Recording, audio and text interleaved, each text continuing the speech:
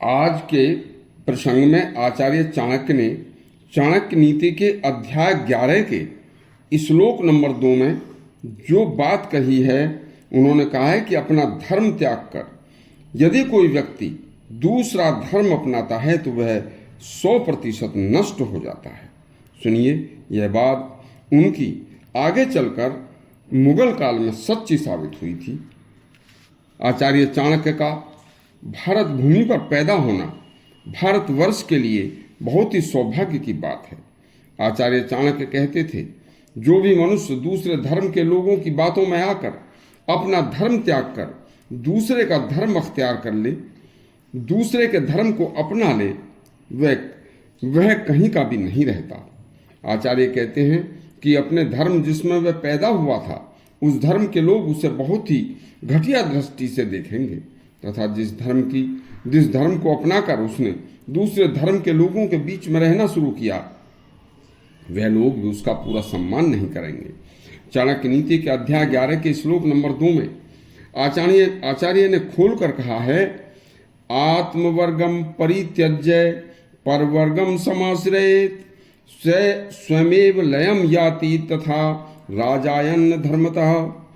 जो व्यक्ति अपने धर्म, वर्ग, अपने समुदाय को छोड़कर अपनी जाति, अपनी बिरादरी, अपने सहोदर भाई बंधुओं तथा अपने कुल को त्याग कर, सगे रिश्तेदारों को त्याग कर दूसरों के धर्म का, दूसरी जाति के लोगों का सहारा लेता है, उन लोगों से, उस धर्म जाति के लोगों से उनका खून का रिश्ता नहीं होता।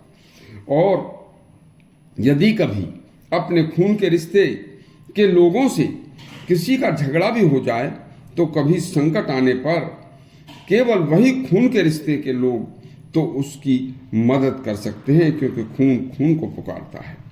यदि संकट की घड़ी में वही खून के रिश्ते वाले उसकी मदद कर सकते हैं।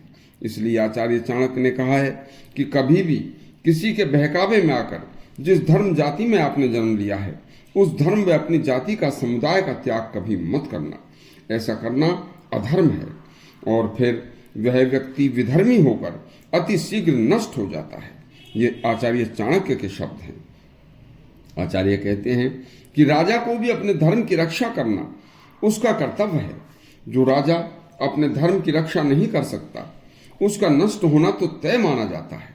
जिन राजाओं ने अपनी धर्म की रक्षा नहीं की और उन्होंने दूसरे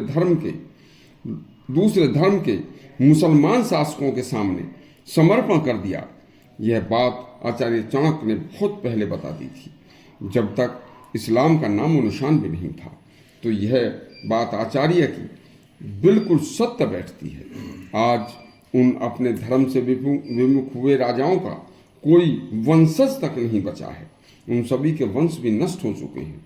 इस श्लोक की उनकी यह बात बिल्कुल सटीक बैठती है। ऐसे लोगों की संतान भी कभी अच्छे संस्कारों वाली नहीं हो सकती, उनकी संतानें दुर्गुणों से भरी होती हैं।